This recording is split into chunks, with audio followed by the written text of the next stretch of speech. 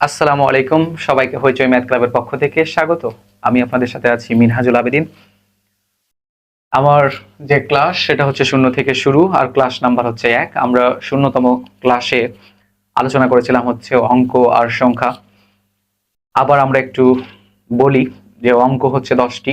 0, 1, 2, 3, 4, 5, 6, 7, 8, 9, এই 10টি হচ্ছে অঙ্ক।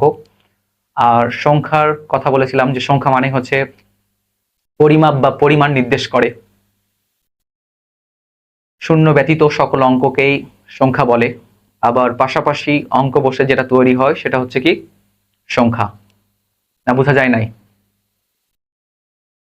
আর আজকের ক্লাসের বিষয় হচ্ছে সার্থক অঙ্ক ও সাহায্যকারী অঙ্ক, স্বকীয় মান ও স্থানীয় মান, আর দেশীয় রীতিতে স্থানীয় মান। আর ক্লাস শেষে ক্লাস নং যে সংখ্যাটা থাকে সেটা নিয়ে কিছু আলোচনা। তো শুরু করি।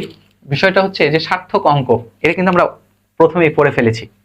আবার কেন তাহলে পড়তেছি? কারণ নামটা হচ্ছে সার্থক অঙ্ক। না পড়ালে অনেকে বলবে যে পড়ায় নাই। বিষয়টা হচ্ছে সার্থক অঙ্ক মানেই হচ্ছে কিন্তু সংখ্যা। সার্থক অঙ্ক মানেই কি সংখ্যা। সংখ্যার সংজ্ঞায় আমরা কি বলেছিলাম? যে 1 থেকে 9 পর্যন্ত অঙ্ককে কি বলে? সংখ্যা বলে। তাহলে সার্থক অঙ্ক কাকে বলে? না তো হচ্ছে 1 থেকে 9 পর্যন্ত অঙ্ককে কি বলে? সার্থক অঙ্ক বলে।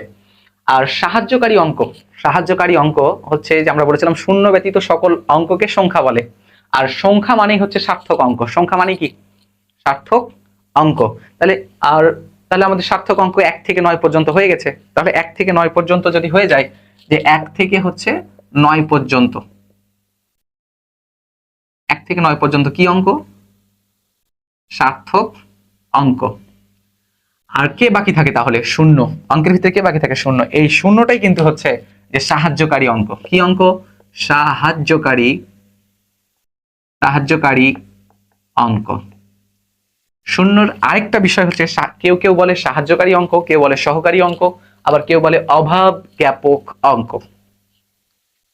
কেন সাহায্যকারী অঙ্ক বলে? কারণ শূন্য নিজস্ব কোনো মান না থাকলেও শূন্য যদি কারো পাশে বসে তাহলে সেটা কিন্তু সংখ্যা হয়ে যায়। যেমন আমরা যদি 1-এর পাশে শূন্য বসাই তাহলে 10 হয়ে যায়, আবার 1-এর পাশে যদি আমরা 2টা শূন্য বসাই 100 হয়ে যায়।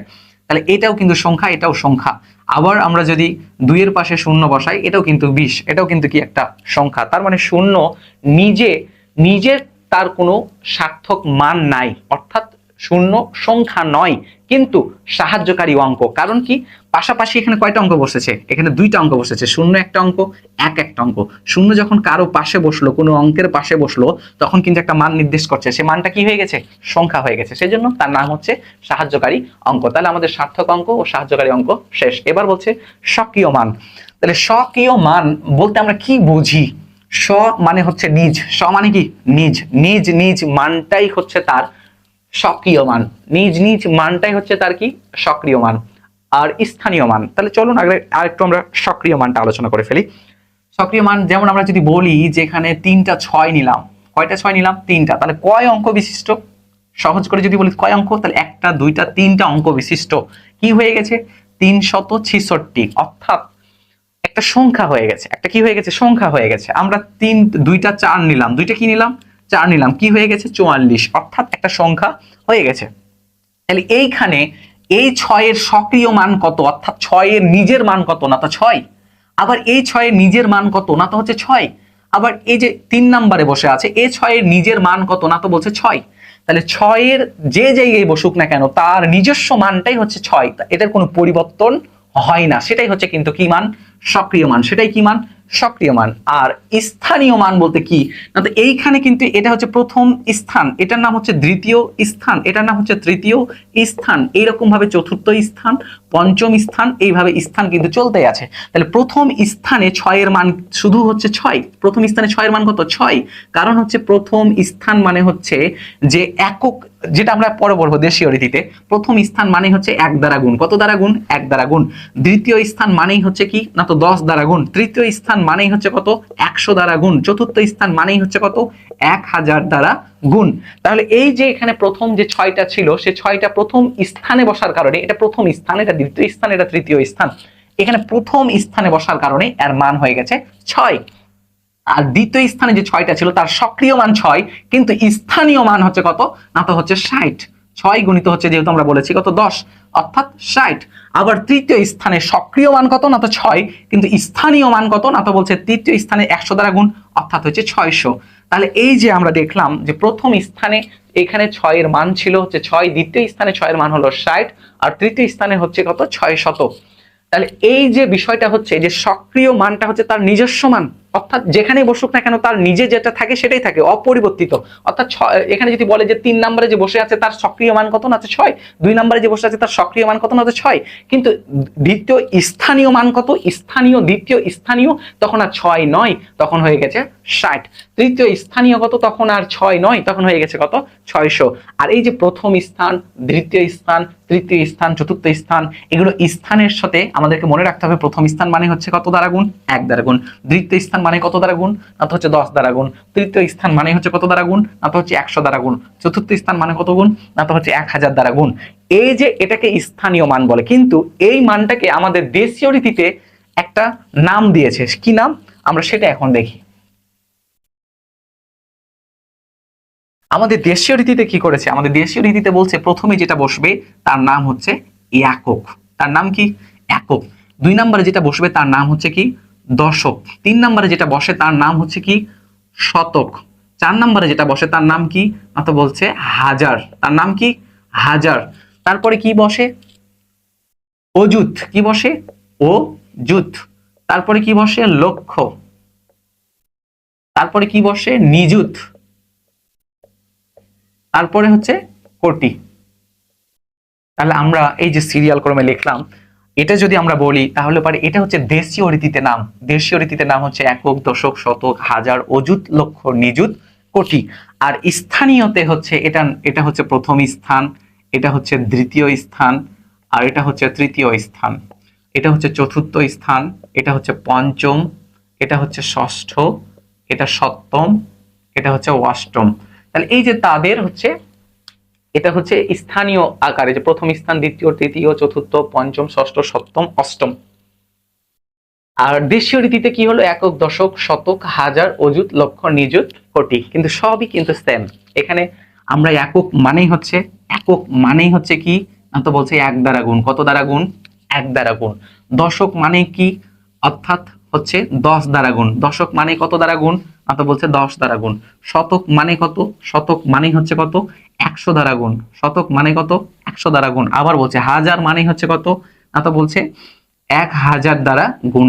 এইভাবে অনুরূপ ভাবে কিন্তু চলতে থাকবে, শূন্য বাড়তে থাকবে। দেখেন প্রথমের জন্য হচ্ছে 1, প্রথমের জন্য কত 1, আর দশকের জন্য 2, দুইটার জন্য হচ্ছে একটা শূন্য একটা 1। তৃতীয় শতকের জন্য হচ্ছে তৃতীয় মানে 3, মানে হচ্ছে 2টা শূন্য একটা 1।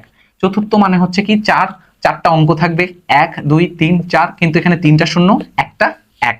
এত দ্বারা হচ্ছে গুণ, তার নিজস্ব অবস্থান অনুযায়ী এইগুলো মান দ্বারা হচ্ছে কি করতে হয়, গুণ করতে হয়। যদি আমরা উদাহরণের মাধ্যমে বোঝাতে চাই তাহলে আমাদেরকে বোঝাতে গেলে আমাদেরকে বলতে একটা ছোট্ট এক্সাম্পল দিই।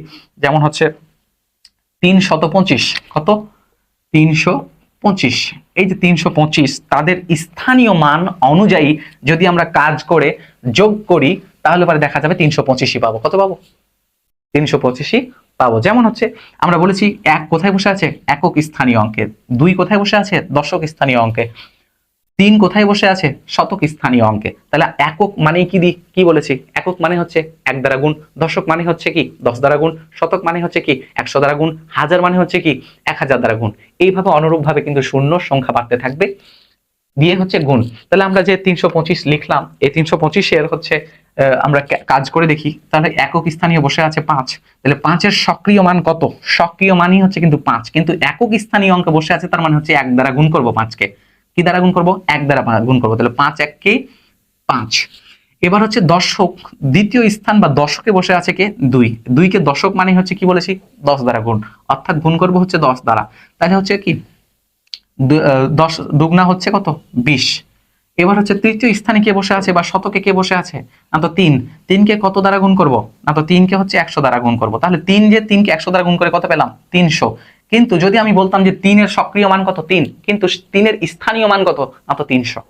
এবার যদি আমরা এটাকে যোগ করি কি পাবো, যোগ করলে পাবো আমরা 325। এখন যদি কেউ বলে যে না 325 টাকার মধ্যে 100 টাকা নোট কয়টা পাওয়া যেতে পারে। কেউ বলছে যে 100 টাকা নোট 4টা পাওয়া যাবে। 4টা পাওয়া যাবে নাকি? 400 হয়ে যাবে। 4টাতে 100 টাকা নোটে কয়টা কত হয়ে যাবে? 400। তাহলে 325 টাকার ভিতরে আমরা যদি সর্বোচ্চ 100 টাকা নোট কল্পনা করি তাহলে কয়টা পাবো? 3টা, যেটা হচ্ছে 300। তো যাই হোক, ওটা আমার বেশ বিষয় না। বিষয়টা হচ্ছে যে আমাদের হচ্ছে স্থান অনুযায়ী, প্রত্যেকটা স্থান অনুযায়ী কিন্তু একটা অঙ্কের ক্যালকুলেশন আছে। যেমন একক স্থানে যেটা বসে সেটাকে আমরা কি করব? 1 দ্বারা গুণ করব। দশক স্থানীয় অঙ্কে যেটা বসে সেটাকে কি করব? 10 দ্বারা গুণ করব। শতকে যেটা বসে সেটাকে 100 দ্বারা গুণ করব। হাজারে যেটা বসে সেটা 1000 দ্বারা গুণ করব। যেটা অযুতে বসে সেটা 10,000 দ্বারা গুণ করব। এইভাবে কিন্তু অনুরূপভাবে চলতে থাকবে। এটাই হচ্ছে তাদের মান। তাহলে শর্টকাটে যদি আমরা বলি, এখানে 325-এর কথায় যদি বলি, তাহলে সার্থক অঙ্ক হচ্ছে কি? শূন্য ব্যতীত 1 থেকে 9 পর্যন্ত অঙ্ককে সার্থক অঙ্ক বলে। আর সাহায্যকারী অঙ্ক হচ্ছে কি? শুধুমাত্র শূন্য হচ্ছে সাহায্যকারী অঙ্ক। এই সক্রিয় মান কি? না তো প্রত্যেকটা অঙ্কের নিজস্ব মানটাই হচ্ছে সক্রিয় মান। যেমন এখানে যদি বলে 2 এর মান সক্রিয় মান কত, না তো 2 নিজেই কোথায় বসে আছে সেটা বড় কথা না। 3 এর মান সক্রিয় মান কত? 3 নিজেই 3। কিন্তু যদি বলে স্থানীয় মান কত 2 এর, তাহলে 2 এর সক্রিয় মান 2, কিন্তু স্থানীয় মান হচ্ছে কত?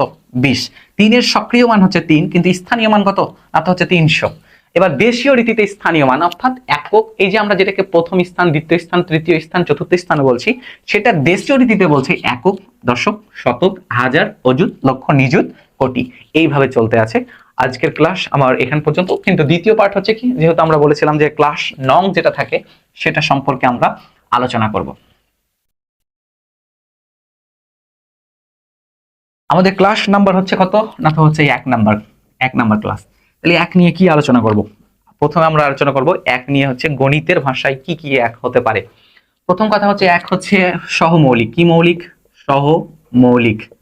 সহমৌলিক। আবার হতে পারে কি? না তো হচ্ছে বিজোড়। বিজোড়। আবার আমরা বলতে পারি যে ক্যালকুলেশনে যে 4টি যদি থাকে, 4টি যদি থাকে তাহলে আমরা কি লিখতে পারি? 1 হালি। আবার বলছে 12টি যদি থাকে তাহলে কি লিখতে পারি? 1 ডজন। 1 ডজন।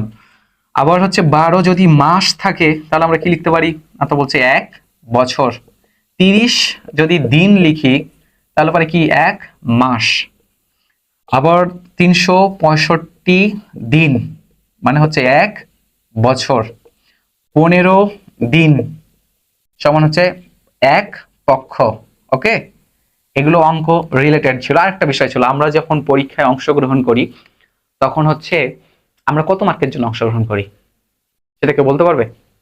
আমরা হচ্ছে 1 মার্কের জন্য অংশগ্রহণ করি। যেমন আমার গণিত পরীক্ষা হচ্ছে 100 মার্কের, তো কেউ 100 মার্কে গণিতের মধ্যে কত পেল? 100তে 100ই পেল। তাহলে কাটাকাটি করে কত হবে? 1। তাহলে আমরা যে পরীক্ষাতে অংশগ্রহণ করি সেটা 1 মার্কের, সেজন্য 1কে কি বলা হয়?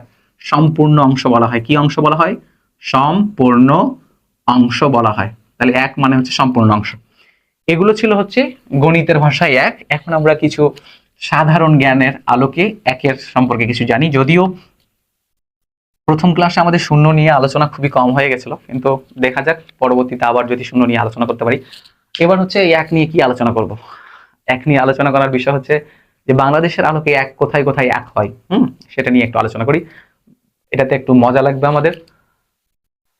বাংলাদেশের যে মুক্তিযুদ্ধের সময় 11টি সেক্টর ছিল, সেই 11টি সেক্টরের 1 নম্বর সেক্টরের নাম হচ্ছে কিন্তু চট্টগ্রাম। তাহলে আমরা 1 নম্বর সেক্টর কি? চট্টগ্রাম। আবার বাংলাদেশের যে জাতীয় সংসদ, এখানে কিন্তু কয় কক্ষ বিশিষ্ট? না তো হচ্ছে 1 কক্ষ বিশিষ্ট। তারপরে কৃষি দিবস হচ্ছে কি? 1ই অগ্রহায়ণ। তারপরে বিশ্ব হচ্ছে এইডস দিবস কি? 1ই ডিসেম্বর। আবার হচ্ছে যে ভোট দিবস সেটা কি? 1ই মার্চ। আমাদের বাংলাদেশে কিন্তু একটা মানসিক হাসপাতাল রয়েছে। কয়টা? একটাই। সেটা কোথায়? পাবনা। আরেকটা ইম্পর্টেন্ট প্রশ্ন, শেষ প্রশ্ন, সেটা হচ্ছে যে বাংলাদেশ, ভারত, এই বাংলাদেশ, ভারত আর মিয়ানমার, এই 3টা দেশের মধ্যে বাংলাদেশের একটা জেলার সাথে 2টা দেশের সম্পর্ক রয়েছে। 2টা দেশের সম্পর্ক রয়েছে। সেই জেলাটার নাম হচ্ছে কি? রাঙ্গামাটি। তাহলে যদি বলে যে ভারত মিয়ানমারের সাথে বাংলাদেশের কয়টি জেলার সম্পর্ক রয়েছে? না তো 1টি। জেলাটার নাম কি? না তো হচ্ছে রাঙ্গামাটি। জেলাটার নাম কি? না তো রাঙ্গামাটি। ঠিক আছে, ধন্যবাদ। আজ এই পর্যন্ত।